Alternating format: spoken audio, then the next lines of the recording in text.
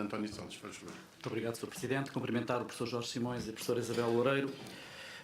Este relatório de fluxos financeiros tem como objetivo caracterizar o movimento de fluxos dentro do Serviço Nacional de Saúde, identificando as principais fontes de financiamento de despesa, descrevendo como é que se encontram distribuídas, como são alocadas e como são tornadas públicas. Professor, a primeira questão que gostaria de colocar tem a ver com a suborçamentação crónica do Serviço Nacional de Saúde. Ao longo de sucessivos anos e de sucessivos governos, nunca o valor orçamentado coincide com o valor exatamente executado. A taxa de execução fica sempre acima daquilo que é a taxa orçamentada. Este diferencial corresponde, de facto, ao valor do déficit. E quando nós falamos em suborçamentação crónica, falamos neste valor de déficit, devendo ser um orçamento zero, não sendo o valor do déficit este valor da suborçamentação crónica. A par destas situações, sucessivos governos têm também feito injeções de capital. Para regularização de dívida, este governo também já fez uma injeção de capital de 1,4 mil milhões para regularização de dívida. A questão que lhe queria colocar é se com esta regularização de dívida, com esta injeção de capital, se fica resolvida a questão levantada pelo Conselho Nacional relativamente à suborçamentação. Gostaria também de lhe colocar uma segunda questão relativamente à despesa privada em saúde.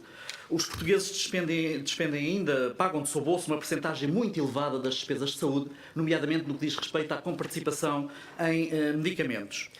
Conhecemos bem a demografia da população que temos, uma população com carga de doença acentuada, uma população envelhecida, e o que gostaria de perguntar é se não é esta uma das áreas em que, de facto, face à vulnerabilidade da própria população portuguesa, se não é uma das áreas fundamentais relativamente onde temos que atuar face a estas condições. Uma terceira questão diz respeito à própria sustentabilidade do Serviço Nacional de Saúde e à questão que colocou relativamente aos orçamentos plurianuais. Sabemos que temos hoje variáveis macroeconómicas e cenários macroeconómicos exteriores a Portugal muito imprevisíveis. Sabemos que os próprios déficits recorrentes do Serviço Nacional de Saúde são crónicos, como há pouco dissemos. O que queria perguntar é se, mediante estas questões de cenários imprevisíveis, de déficits recorrentes e cumulativos, se de facto ainda continuará ou deverá ser esta a estratégia e a ferramenta utilizada do orçamento plurianual para uma metodologia eficaz.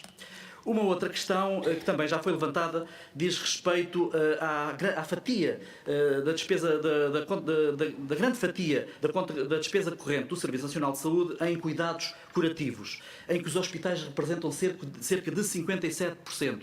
Por outro lado, normalmente a despesa em cuidados preventivos representa menos de 1%, a despesa em cuidados domiciliários 0,3% e a Rede Nacional de Cuidados Continuados, por exemplo, no ano transado foi de 136 milhões de euros.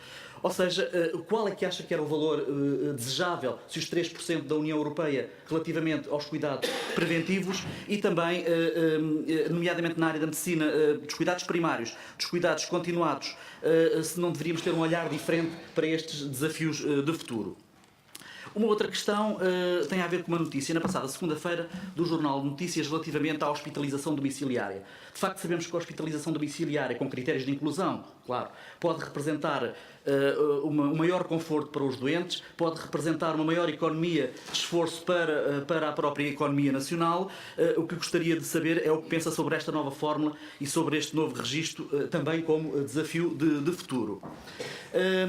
Relativamente à recomendação número 6, onde se cria uma cultura de maior transparência na utilização de fundos públicos e de maior responsabilização pelas opções em termos políticos de saúde, gostaria de lhe perguntar qual acha que deve ser, perante esta situação, a atitude de uma equipa ministerial, que papel deve ter a regulação também, dado que o professor já foi presidente da entidade reguladora, que papel pode e deve ter também o Parlamento e se será ainda que faltam elementos de análise financeira nos diferentes orçamentos de Estado.